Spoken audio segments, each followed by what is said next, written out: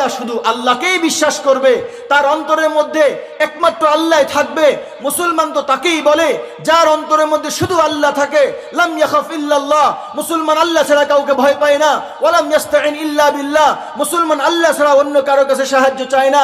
ওয়ালাম ইয়াবুদ ইল্লা বিল্লাহ, আল্লাহ ছাড়া অন্য কারো কাছে মুসলমান ইবাদত করে না। মুসলমান চায় একমাত্র আল্লাহর কাছে চায়, মুসলমান সিজদা দেয় একমাত্র আল্লাহর কাছেই সিজদা দেয়। মুসলমানের সন্তান দরকার হলে মুসলমান একমাত্র আল্লাহর কাছেই সন্তান চায়। মুসলমানের সুস্থতা দরকার হলে সে একমাত্র আল্লাহর কাছেই সুস্থতা চায়। মুসলমানের অভাবগ্রস্ত হলে তার অভাব থেকে বাঁচে সে একমাত্র আল্লাহর কাছেই চায়, অন্য কারো কাছে চায় না।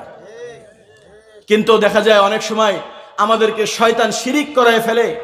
আল্লাহ তাআলা কোরআনে পাকের মধ্যে বলেন, হে মুহাম্মদ আপনি বলে দিন, কুল তাআলাউ তাআলাউ আতলু মা হাররামা রাব্বুকুম আলাইকুম, কুল তাআলাউ আতলু মা হাররামা রাব্বুকুম আলাইকুম আল্লা তুশরিকু বিহি শাইআ। হে নবী আপনাদেরকে বলে দিন যে এদিকে আসো, তোমাদেরকে শোনাই দিই, তোমাদের রব তোমাদের উপর হারাম করেছে যেন তুমি রবের সাথে অন্য কাউকে শিরিক না করো।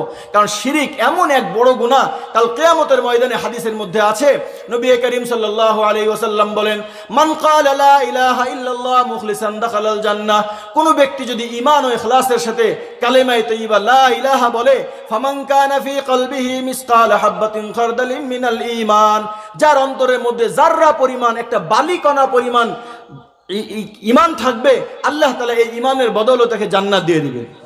আর কারো অন্তরের মধ্যে যদি বালিকণা পরিমাণ শিরিক থাকে যে আল্লাহ লাগবে, আমরা এটা কি বলি, এই যে শব্দটা এটা কোনো মুসলমানদের শব্দ না।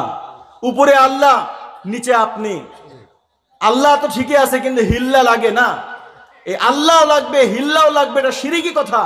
এটা যদি দিল থেকে বলে তো মুশরিক হয়ে যাবে। আল্লাহর এই আসমান জমিন যেদিন বানিয়েছে কোনো হিল্লা দরকার ছিল? আর এতক্ষণ আমরা যা বললাম যে সব আল্লাহ করেছে, এর মধ্যে কোনো হিল্লা আছে? তো আল্লাহও লাগবে হিল্লাও লাগবে, এটা একটা পরীক্ষার জন্য আল্লাহ তাআলা দুনিয়াতে আমাদেরকে পাঠিয়েছেন। পরীক্ষার জন্য আল্লাহ তাআলা কোরআনে পাকের মধ্যে বলেন যে আমি হায়াতকে সৃষ্টি করেছি, মউতকে সৃষ্টি করেছি, লিনাবলুয়াকুম আইয়ুকুম আহসানু আমালা, তোমাদেরকে কথা পরীক্ষা করার জন্য যে বান্দা তোমাদেরকে দুনিয়াতে পাঠিয়ে দিলাম।